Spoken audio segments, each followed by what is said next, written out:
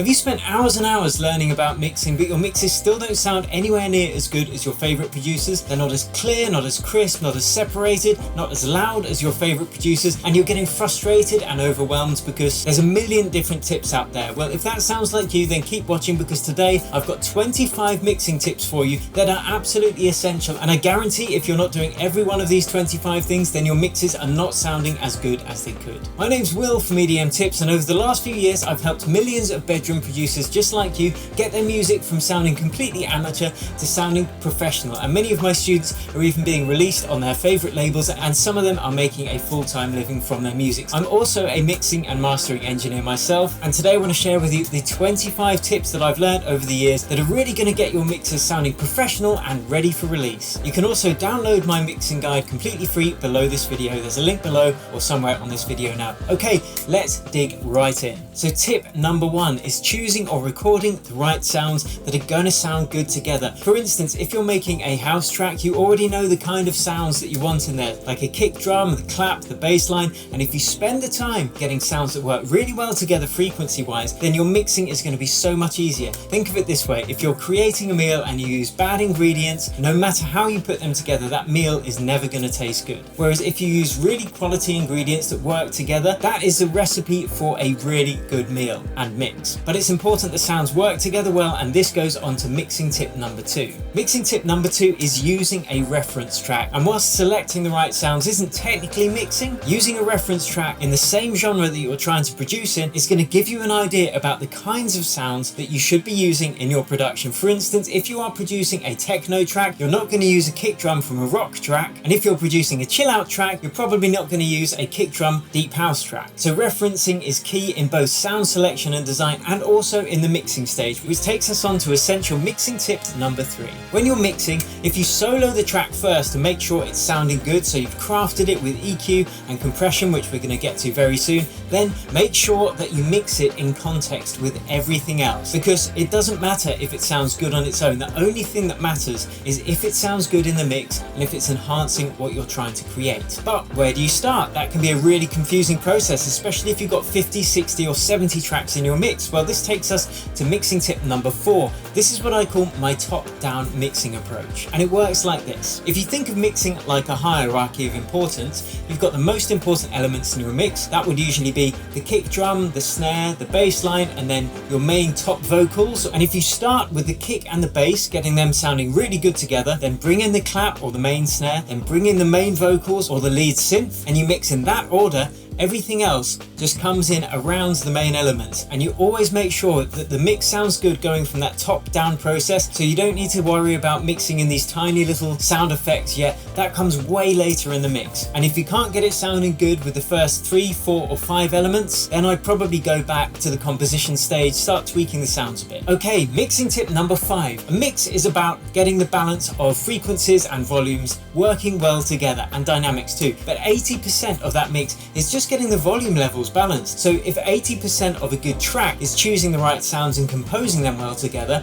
and 20% is the mixing stage, 80% of the mixing stage is about the volume balance and the relative levels. So how do you balance those levels? You use my top-down mixing approach. That's the easiest thing to do, or you can use what's known as the pink noise technique, and I'm going to link a video to that there or there. But spend the time at first getting those relative levels balanced before you even touch the EQ, compression or any of the other effects that you might use when mixing, and that's going to take you 80% of where you need to be. Okay, what next? Tip number 6. Loop the loudest part of the track and just work on that. So if you loop your 8-bar loop on the drop, for instance, or your chorus, work on getting that sounding good first, and then you can worry about the other parts of the track after. And the chances are most of the rest of your track is going to sound good if you get that part right. And getting that loudest part sounding right is what I call the static mix, which takes us on to the next tip, which is giving life and interest to your mix in what's known as the dynamic mix. Now, it almost never happens where your mix can just be set once and then it sounds great for the whole track. So this is where automation is your friend. You might have some volume automation, you might have a little bit of reverb automation, but volume automation is probably your biggest friend. And this is where you can do little things to give your mix more interest and more life, such as taking the kick drum down by about 2 decibels in the verse sections and then putting it back to 0 dB on the drop. That's an example of creating a dynamic mix, but it should only be done done after that initial static mix is sounding really good. Okay, tip number 8 is have an intention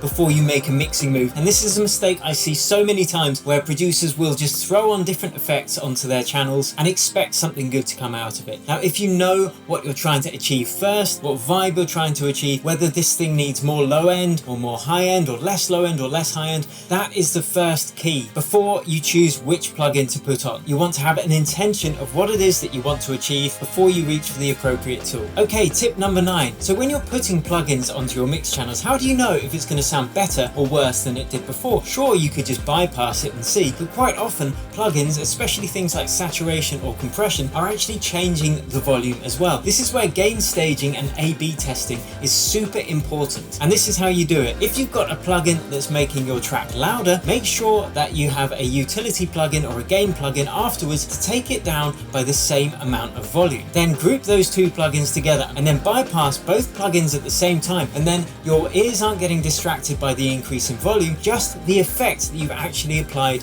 to the channel, because your ears will generally think that louder things sound better, and that can trick you into thinking that you've done something good and actually is detracting from the mix. Okay, tip number 10. This is using a spectrum analyzer to reference your track against your reference track and make sure that the curves look pretty even. Now, this is important because sometimes your ears can be deceived, and especially if you've been mixing for a while and they get tired. So it's good to double check things with a spectrum analyzer. Don't rely on it, of course, your ears are the most important things, but it does help to check you're kind of on the right track. Now, if you're using a reference track, which you definitely should be, then it's important to take the volume of that down a bit because your track hasn't been mastered yet, but the reference track probably has. So make sure that the reference track is taken down by about 12 dB or whatever it is to get to a roughly same average level as your track, and then when you use the spectrum analyzer, you should get a fair picture of how yours is compared to the reference track. Speaking of levels, what levels should you be mixing at? This takes us on to mixing tip number 11, the starting fader levels. So if you set the loudest instrument in your track, which is probably going to be the kick drum, at about minus 12 dB on a fader, then when you bring everything else up around that, you're not going to be clipping on the master channel, or it's not likely that you're going to be clipping on the master channel. And this is super important because we don't want to be adding clipping into our mix because it's going to make it sound worse. Essential mixing tip number 12 is work fast. Your ears do get fatigued and they do get tired after a couple of hours of mixing, so it's important to work quickly. If you follow my top-down mixing approach, then you're going to be mixing in the most efficient and effective way. And again, if you do want more tips on mixing, don't forget to download the free guide below this video. And that takes us on to mixing tips 13, 14 and 15. The first of which is take breaks regularly. If your ears are getting fatigued, take a break every couple of hours, and that's going to allow your ears to reset, and better still, leave it till the next day for your mixing session if you've just finished producing, or if you've been mixing for more than 3 or 4 hours, because that's going to give you more perspective, which is going to result in better decisions and a better mix. Quick tip number 15 is mix in the morning as well, because your ears do get tired throughout the day. So if you can get to a mix first thing in the morning, you're probably going to be making better decisions. Right, let's get back to the technical stuff of mixing now we've dealt with the listening. Essential mixing tip number 16, and this is one of the most important. If you check your mixes in mono, you're going to make it so much easier for your ears to determine what's happening in the frequency field, what's happening with reverb, without your ears being distracted by the stereo field. Now, the way you do that is you put a plugin on your master channel that you can assign a keyboard shortcut to that's just going to make the signal mono. For instance, if you're using Ableton Live, that would be a utility plugin that you can then assign a keyboard shortcut to the mono switch on that plugin. I recommend doing most of your mixing in mono for that reason. If your sounds sound really good together in mono, when you set it to stereo and start working in the stereo field, your mix is only going to sound even better. Mixing tip number 17 is cut most of your instruments below 120 Hertz. Now, there's a caveat to that. If you cut everything at that apart from the kick and the bass, sometimes a mix can sound a little bit tinny, a little bit weak, so do be careful with that, but mostly you want just the kick and the bass line happening below 120 Hertz, and that's going to clear up so much space in your mix. So things like claps, hi-hats, pianos, synthesizers, try rolling them off about 120 Hertz and see the difference that it makes to your mix. Okay, essential mixing tip number 18, using compression. Now, if you're using synth presets and sample packs, the chances are most of those sounds have already been quite heavily compressed, and it's very easy to over compress things. My general rule of thumb is use compression mostly for live instruments, things like vocals, vocals, guitars, instruments that have been played in live, they tend to be the ones that need a lot of compression. So if in doubt, compress less. And the trouble with over compressing is that you get compression applied in the mastering stage as well. And sometimes if you've got too much compression on everything through every stage of the mixing process, your end result is sounding squashed, the life's been taken out of it. So if in doubt, my motto is compress less. Tip number 19. This is again about losing objectivity. What I recommend is that when you're mixing, sometimes just turn your monitor off. For me, closing my eyes doesn't really do it. I need to have my eyes open, but it allows you not to second guess what's coming in your mix. It allows you to just listen to the music, just staring at a blank screen, and then your ears are going to pick up on what you need to do next. This is such an important tip and I recommend it to everyone. Number 20 is check your mix on multiple stereos. I cannot stress this enough. How many times have you finished a mix and it sounds great in your headphones or on your studio monitors, but you take it into the car and you listen to it and you just want to start crying because it's lost all the low end or it's got way too much low end? And this is because your mix has only been calibrated to the one set of speakers that you've been using. So check your mix on 2, 3 or 4 systems that you know, that you listen to a lot of music on, and that's going to help you get the best overall mix that's going to sound great on any system. So try it on your smartphone speakers, listen to it in your car,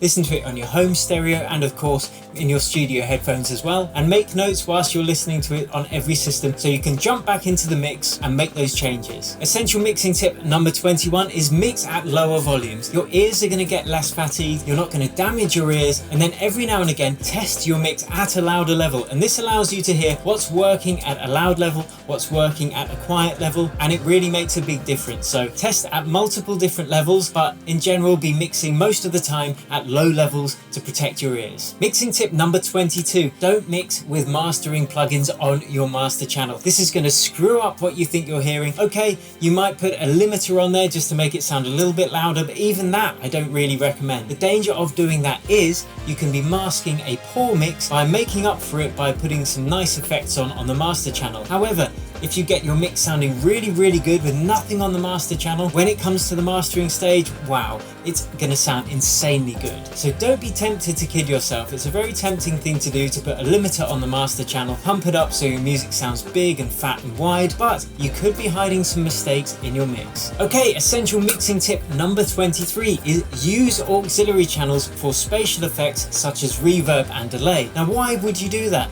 It's because you can then EQ and process those reverb signals completely separately from your dry signal, which just gives you way more control. For instance, if you want to take out everything in your reverb below about 200 Hertz to clear up the low end of your mix, you've still got the lower end in your dry signal to give you power whilst allowing the reverb to not clutter up that low end. Which takes us to the last 2 essential mixing tips. Tip number 24 is if you think that the plugins that you have are the reasons that your mix doesn't sound good, then I have some news for you. The plugins aren't the problem. And that takes us to number 25, my final essential mixing tip. Your stock plugins are good enough to create radio-ready professional sounding music. Okay, for the last 5 or 10%, a couple of premium third-party plugins are going to make a difference. But if you can't make a mix that sounds really insanely good just with the stock plugins, then I recommend spending a bit of time learning how they work, learning them inside out, how to use them properly. My mixing guide below is going to help with that. And then when you get to the stage where you understand what the plugins do,